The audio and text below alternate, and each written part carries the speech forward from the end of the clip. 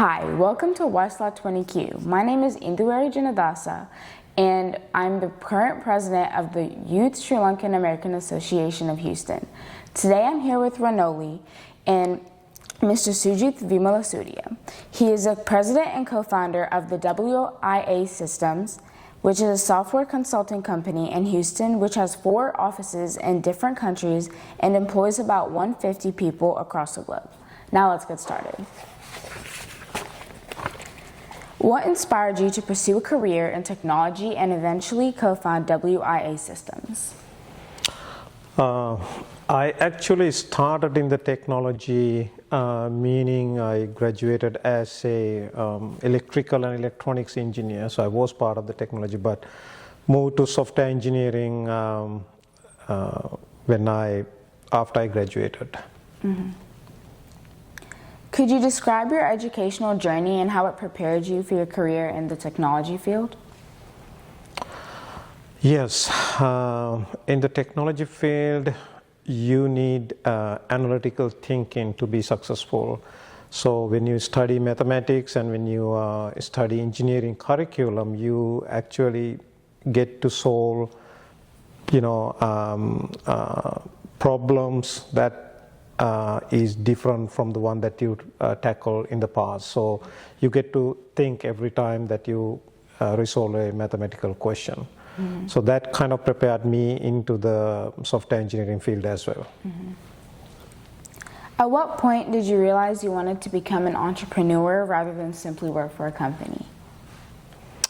That's a good question. I knew as we age, we only have 2 avenues to go, meaning either you have to climb up the ladder in your corporate or the company that you work for, or you have to go on your own.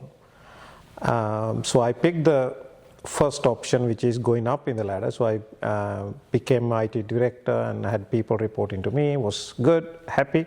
But then there was a time where you end up reporting to a senior executive that really don't understand what we bring to the table, what value we add.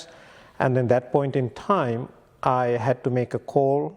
I wanted to be a happy person, not a person who hates the boss or the company that I work for. Mm-hmm. Instead, I decided to go on my own. Mm-hmm. That was the pivoting point. What were some of the biggest challenges you faced during the early stages of building YSLAAH Systems? Early stages, it's in this country it is very hard to leave your day job, which pays you a very safe monthly salary that pays for everything. Mm-hmm. When you end up not having that paycheck at the end of the month, and also you can't predict how much it is going to be. Mm-hmm. It's usually way lower than you used to get paid. Mm-hmm. And then also not having health insurance for a few months. When I had teenage kids who played sports, so anytime they break ankle or a wrist, I would be in big trouble. Mm-hmm. So there were a lot of sleepless nights in the early stages of the company. Mm-hmm. Looking back on your career path, is there anything you would have done differently? Yes. Instead of 45 years when I started the company, I should have started it when I was 35. Okay, I will pass the next set of questions on to Ranoli. What motivated you to co-found YSLAAH Systems, and how did you identify the business opportunity? That's a good question. I think in a previous question I explained what made me start YSLAAH Systems, co-found with my friend. But finding the business opportunity, that business opportunity was always there. It's just that I didn't have the courage to pick up on it or move on to it. Meaning what I was doing back then, there was nobody in the marketplace who could provide the same services with good quality, and probably less time is spent on it. Okay. In your experience, what does it take to successfully start and grow a technology company? Very first thing is that you should be willing to take risks. it's not a safe, it's not a guaranteed outcome. So you need to make up your mind to take a risk. And then the second thing is that you need to start trusting people around you or the people that you hire, that there is some risk comes with it when you start trusting other people, but you have to keep doing that. That's the only way to keep growing your company. Okay. How do you go about finding the right team, especially when it comes to computer science and computer engineering professionals? Going about finding the right team. So when you hire, it is very hard to figure out whether this person is going to be good for us or not. So when we hire, it's a 50-50 chance. But once they start working with you, you understand their work ethics, you understand their soft skills, not the hard skills. From that point onwards, you can identify who would stick it for the long run, or who would, and the passionate people for whatever they do. They are very, energetic, and they want to do a good job. They want to add value for their customers, and you have to identify those people after you hire them, and even prior to you hire them. And once you have them, you have to show them a career path. You have to show them the security within the company, the recognition within the company, and then you can retain them. What qualities do you believe are the most important as someone who is serving as a company president? Accountability and leadership. Accountability means anything that your employees do, you are accountable for it. You cannot finger point to any of the employees. You have to take it on like I did it, pretty much. And then for our clients also, they expecting when they sign up with us to provide services, they expecting a better service than what is offered in the marketplace, and then I have to commit for that we are going to make a difference for that customer's IT journey. So providing that leadership and jumping in when your team needs you are needed qualities of a leader of an organization like ours. How do you manage risk, uncertainty, and major decision making as an entrepreneur? As an entrepreneur, every entrepreneur goes through this. Taking risk and making decisions on the fly is just part of the business. Every single day we take risk, we make decisions, and not all of those decisions are going to be correct decisions. You're going to figure out you made some bad decisions, but you have to move with it. You can't reflect on that and spend too much time thinking about it. So it's all about taking risk and then making decisions with the information you have. And again, to make the decisions, you have to have the right data in front of you. For that, you have to have a trusted team of people around you that will give you the right data in front of you so you can make the right decision. So surrounding you with the right people, taking risk and making the decision knowing this could go bad and you have to live with it, I think that is what is needed. Okay. I will now pass the next set of questions on to Induwari. What does a typical day look like for you as president of WYA Systems? A typical day, you wake up, you look at all your messages coming from all different angles, MS Teams, WhatsApp, text messages, emails. If there is any high priority items waiting for your input or your decision, that's going to be my priority. Take care of all of that. And then if there are any meetings scheduled for the day, whether it is with clients, whether it is with team members, group meetings, participate in them. And then also they invite me because my inputs are needed for those meetings. And then make sure I provide all of the important information that they're looking from me or the decisions that they're looking from me. And then the third part of the day is usually going to be what strategic movements, what strategic changes we need to do within the teams or within the organization or related to a specific customer in order for us to, retain that customer and then increase our revenue or the bottom line for the company. How does WIA system help its clients, and what types of industries do y'all primarily serve? Good. We help our clients when they buy the ERP software. ERP stands for Enterprise Resource Planning.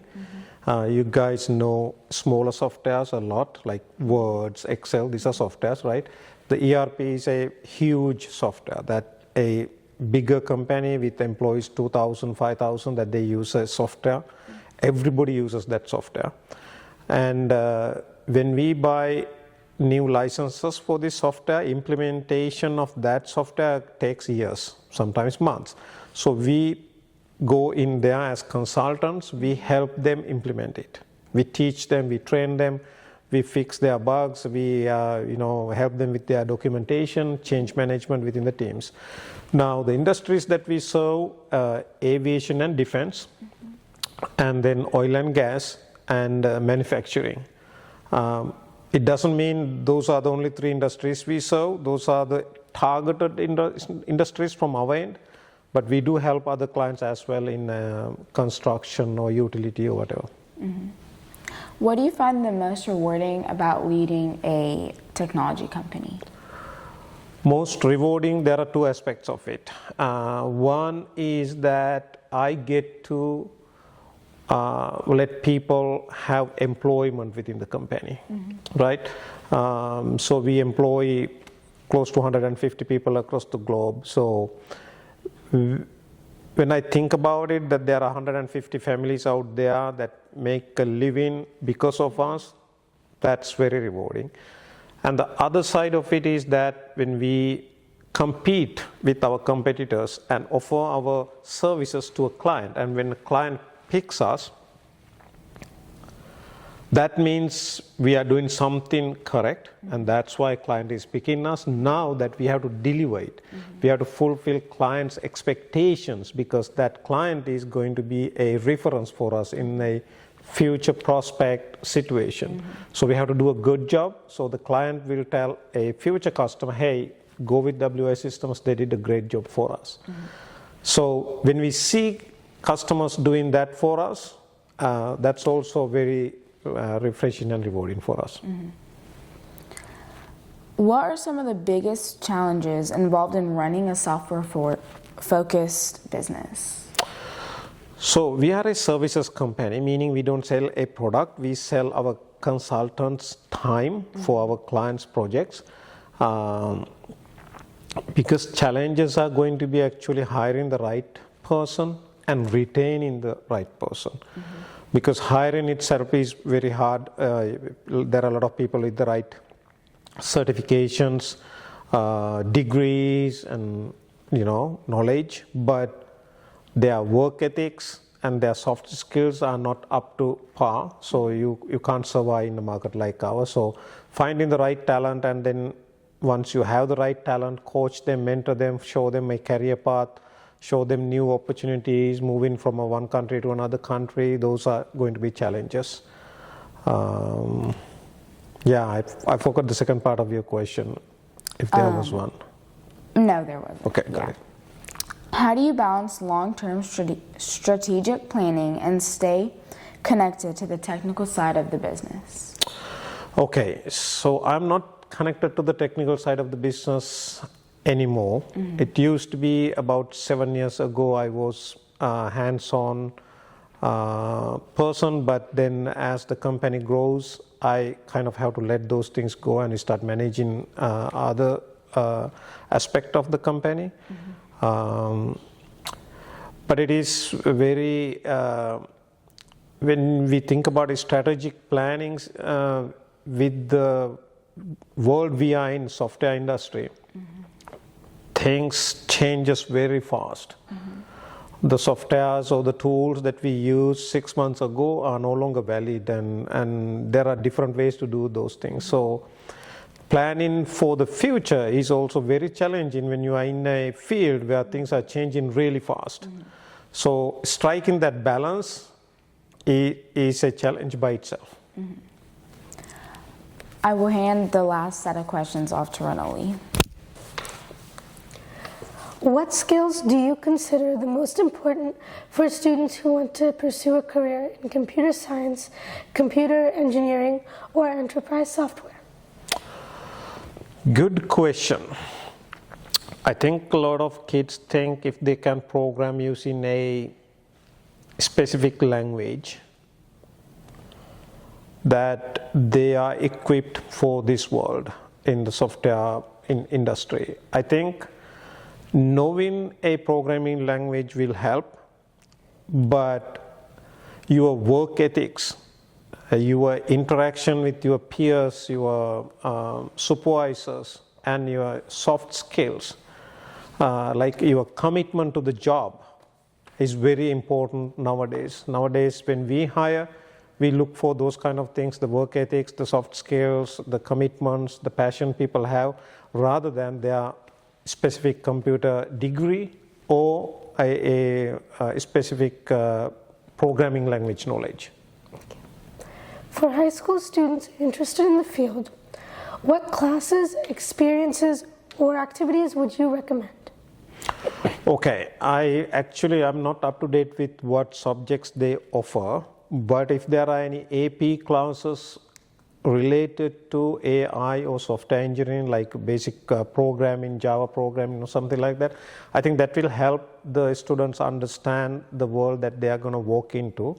And the second thing is they should look to get some internships during the summer to work in such industries or such places, and then improve your analytical thinking, and then be curious about the computer or the software engineering as a subject, and try to learn things around it as well.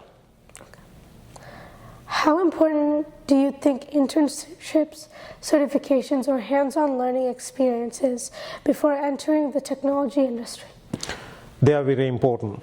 If you have done internships, if you have your certifications, if you have some hands-on experience that you can showcase, like a website or an app that you can show the companies that you are trying to get into, they will actually open the door for you. They will get you in. So you will land a job if you have those things. But again, if you don't have the work ethics and your soft skills and your commitment, you will not survive in those jobs once you are there.